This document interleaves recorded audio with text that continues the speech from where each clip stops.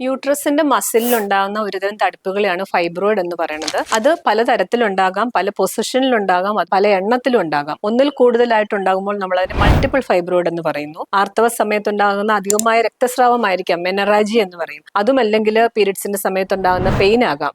സാധാരണയിലും അധികമായിട്ട് വയറ് വീർത്ത് വരിക, അത് മിക്കവാറും സ്ത്രീകൾ അത് കൊഴുപ്പാണെന്ന് തെറ്റിദ്ധരിക്കാറുണ്ട്, പ്രത്യേകിച്ച് പ്രസവമൊക്കെ നിർത്തിയ ഏജ് ഗ്രൂപ്പിൽ. പക്ഷെ അത് ഫൈബ്രോയിഡ് വളരെയധികം വലുതാകുന്നത് മൂലം ഉണ്ടാകുന്ന ഒരു ബുദ്ധിമുട്ടായിരിക്കാം ഈ പറഞ്ഞ വയറുവീർക്കല്. അപ്പൊ ഇത് കണ്ടുപിടിക്കുന്നത് സ്കാനിങ്ങിലൂടെ അല്ലെങ്കിൽ നമ്മുടെ പരിശോധനയിലൂടെയാണ്. പിന്നെ ഇത് റിമൂവ് ചെയ്യണമോ വേണ്ടയോ എന്നുള്ളത് അതിന്റെ പൊസിഷൻ അനുസരിച്ചും അതിന്റെ എണ്ണത്തെ അനുസരിച്ചും പേഷ്യന്റിന് ഉണ്ടാകുന്ന ബുദ്ധിമുട്ടുകളെ അനുസരിച്ചും വ്യത്യാസപ്പെട്ടിരിക്കുന്നു. പ്രഗ്നൻസിയിലും ഫൈബ്രോയിഡ് ഉണ്ടാകാറുണ്ട്, അല്ലെങ്കിൽ അത് വന്ധ്യതയ്ക്ക് കാരണമാകാറുണ്ട്. ഇനി പ്രഗ്നൻസിയിൽ ഉണ്ടാകുന്ന ഫൈബ്രോയിഡ് തന്നെ ഒരു ബുദ്ധിമുട്ടും ഇല്ലാണ്ട് പോകാം, അബോർഷൻസ് ഉണ്ടാക്കാം, ഭയങ്കരമായിട്ടുള്ള വയറുവേദന ഉണ്ടാകാനും ഈ പ്രഗ്നൻസിയിലെ ഫൈബ്രോയിഡ് റെഡ് ഡീജനറേഷൻ എന്ന് പറയും. ഇതൊക്കെയാണ് ഫൈബ്രോയിഡിന്റെ ലക്ഷണങ്ങൾ.